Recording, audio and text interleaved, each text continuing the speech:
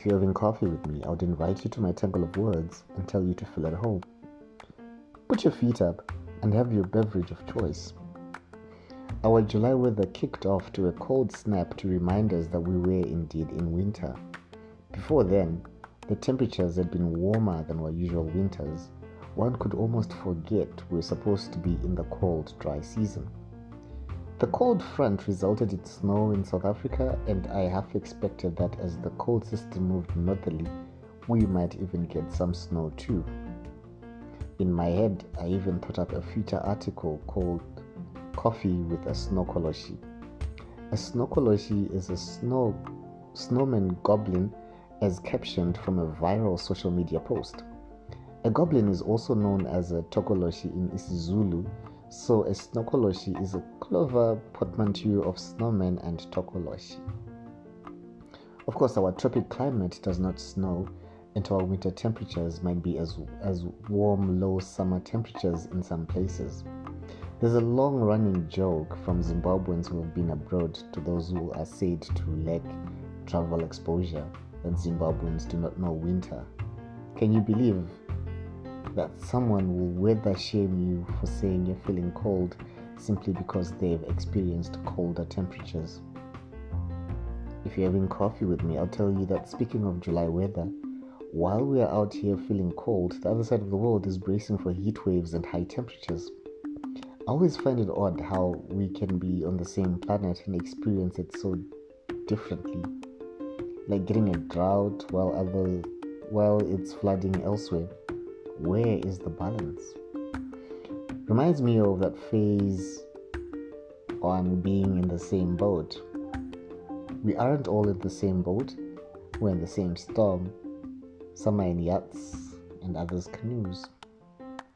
The heavyweight boxing champion Floyd Mayweather Jr. was in Zimbabwe as part of the Motherland Tour. The visit to Zimbabwe was facilitated by an aspiring member of parliament in the upcoming elections who has been previously implicated in the Al Jazeera documentary Gold Mafia on Africa's illicit gold trade.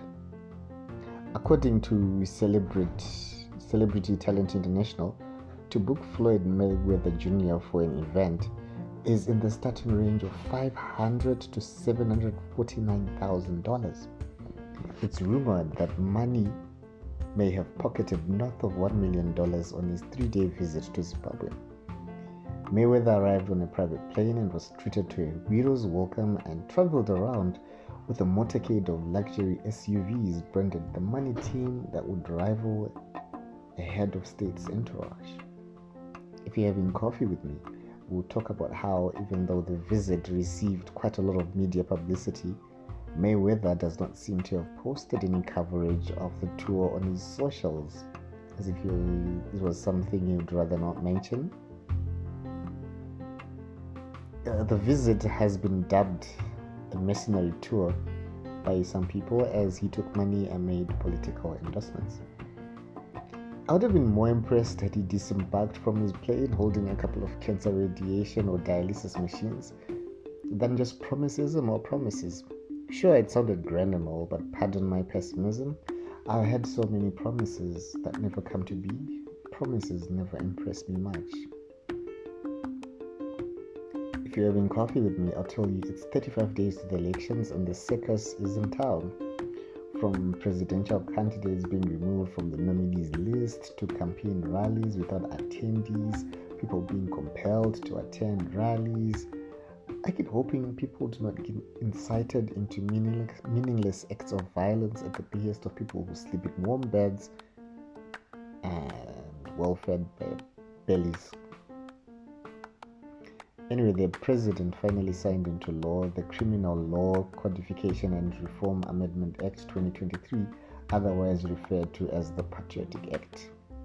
Amongst its other provisions, the law criminalizes individuals caught willfully harming the sovereignty and national interest of Zimbabwe. What's been happening in your neck of the woods?